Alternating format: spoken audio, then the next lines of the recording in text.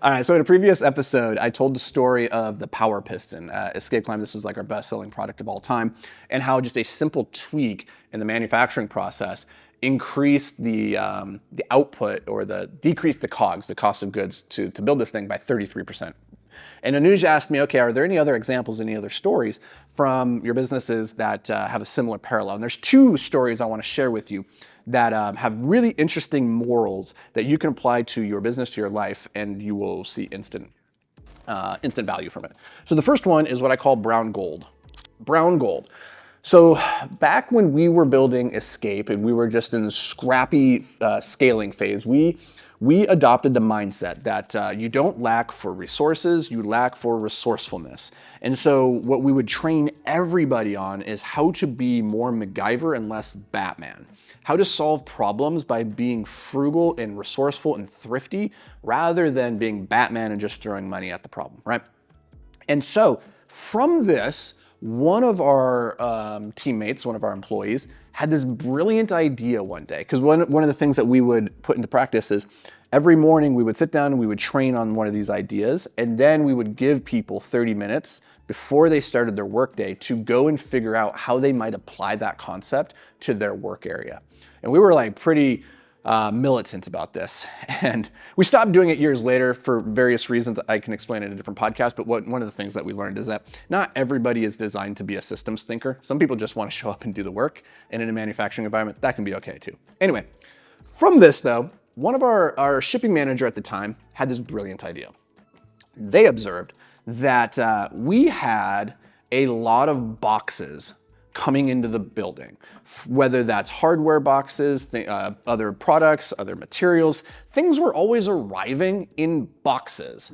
And not only that, but we'd get these boxes, we'd break them down, and then we'd recycle them, right? And when you were recycling, we shared the recycling bin with the other businesses in the area. And so there was always this cardboard in the garbage. And they made the observation one day that those boxes, we could just reuse them and use them to ship the products to the customers. So we would have these Amazon boxes come in, and instead of just breaking it down and throwing it away, we would break it down, reuse it to ship the next product to the next person. Now, this might seem like really basic and obvious, but I assure you at the time, it wasn't, because one of the things you do like in the beginning is you go and you order all of these cardboard boxes. You're like, I need a way to ship things. So you order all these cardboard boxes. It's very expensive. And you're not necessarily thinking, oh, I'll use this old beat up box from Amazon or from Target and send the product out in that. And the reason is because first impressions matter, right? If I send you this product, it doesn't matter how nice the product is. If it's in this beat up shitty ass box, that's gonna color their impression of the product, right? Well, here's how we found a way around that. Is a subtle, very simple little shift. We created a label, and on it had our Gary the gorilla, our mascot, and then a letter from the owner.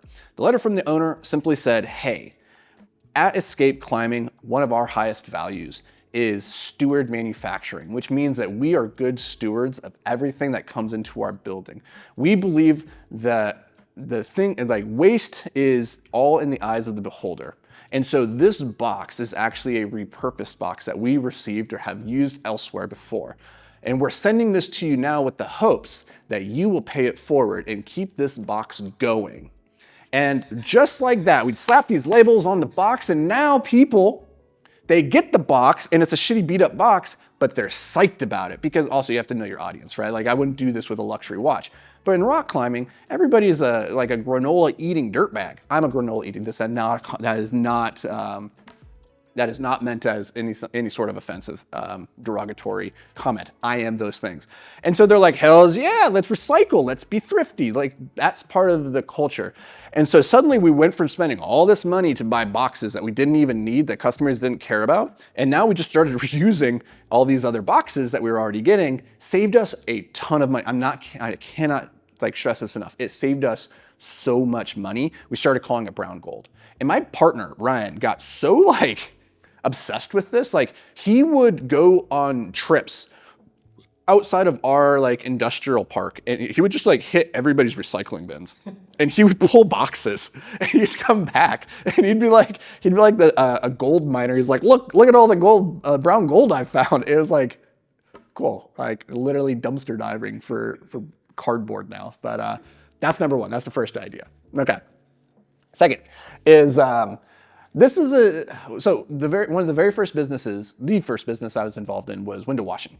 And for window washing, there's really three ways that we can monetize. One was we'd wash the windows. Two is we would wash the screens, or three, we would power wash the building. Power washing was by far like the highest margin, the best use. It was the easiest, it was lovely. But window washing is the one that would usually get us in the door. Screen washing though, like here's the thing, it's like washing the windows, we charge like 15, 20 bucks per window. That might seem like a lot, but we're living in San Francisco, so like whatever. So we charge like 15, 20 bucks per window. And then to wash a screen, it would only be $5 more. Now, here's what's interesting is when we would go and book a meeting or book a call or book an appointment to go wash somebody's windows, we'd always start at the beginning with the upsell and be like, hey, while we're doing this, would you like us to wash your screens as well? And what was interesting is that would lead to a fair number of conversions. A fair number of people would be like, yeah, for $5 more while you're doing it, go ahead and wash the screens, wash the windowsills. Why not, right? But for one day, like just randomly, we tried something different, which was instead of leading with that the moment we got there and being like, hey, okay, we went around, we scoped out the project, they gave us the like what they were expecting. And instead of pitching the product right then and there, what we'd actually do is we'd go and we'd start the washing of the windows. And then about 20 minutes in, we'd go back to the owner and say, hey, we've been up on the ladders. We've hit a bunch of these. We've taken the screens off. We put them down in the garage, or we put them down on the thing. We'll put them back on. But one of the things we're noticing is that the screens are pretty dirty. And so like even if the windows are pretty, once we get them clean, once we put the screens back on, it's going to still look kind of bad. If you want, we can wash those windows, the screens for you, $5 extra per screen, so we can bang through that pretty quickly. That increased our conversion massively. And the reason for that is because when we led with the upsell right away, they didn't see it solving their particular problem. They just saw it as a product that we offer. But when we came back after having washed a couple of their windows and said, hey, we noticed your screens are dirty, that it's going to impact your view, and that at the end of this, like even if we wash the windows, it's still going to look a little bad because the screens aren't great. Now we had a product that solved their particular problem.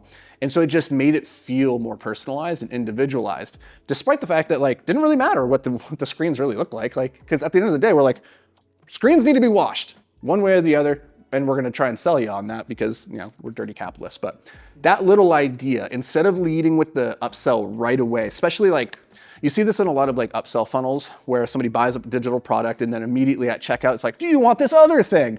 And it's like, I don't know, like maybe not, like in that moment, and they try to add a lot of scarcity of like, oh, this screen's going to go away. If you click here, you're never going to get this deal again.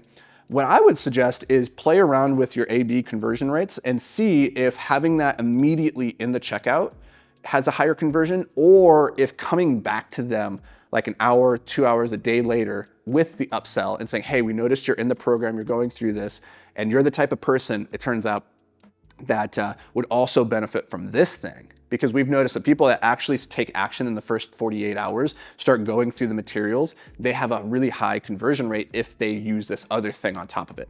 So now it's like personalized to their experience. And you could even do both, honestly. You could have the upsell at checkout, and then you could also come back 3 days later, maybe reframe the product so that it sounds slightly different.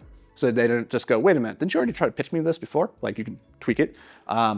But you'd be surprised how the timing and the personalization of the upsell will lead to incredibly more conversions. So those are just two ideas, two little things that we completely stumbled upon as idiots in my first business and my third business. And the Pistons story, like if you haven't checked out that podcast, highly recommend you go listen to that one, because that was an absolute game changer. And it all started by asking a very powerful question, which is this true? So go watch that podcast when you're done with this one. And that's going to do it for me. Take one of these ideas, run with it, go make a ton of money, and I'll see you in the next episode.